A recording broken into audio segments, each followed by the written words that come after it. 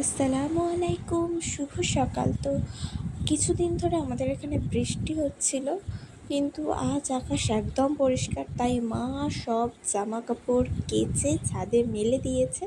তো এখানে আমি একটা খুব সুন্দর প্রজাপতি দেখছিলাম। তো এত ভালো লাগছিল প্রজাপতিটাকে দেখতে, কি বলবো। তো ছাদে থেকে এসে মায়ের সকাল সকাল রান্না বসে গেছে।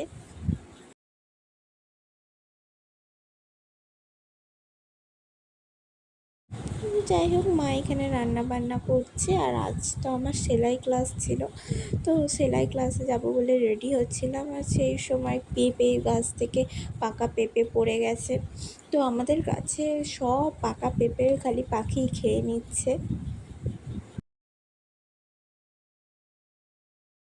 সকালে তো আমি খিচুড়ি খেয়েই বেরিয়ে পড়েছিলাম। আর আমার রাস্তায় ভিডিও করা হয়নি, এত পরিমাণে বৃষ্টি হচ্ছিল, ওই জন্য আর ফোনও বার করা হয়নি আর ভিডিওও করা হয়নি। তো দুপুরে আমি বাড়ি চলে এসেছি। বাড়িতে এসে দুপুরে ভাত খেয়ে নিয়েছিলাম। তো আজকে কলিজা দিয়ে আলু দিয়ে একটা তরকারি ছিল, আর মাছ দিয়ে আলু দিয়ে একটা ঝাল। তারপর দুপুরে খাওয়া দাওয়ার পর একটু লিনাকে আদর করছিলাম।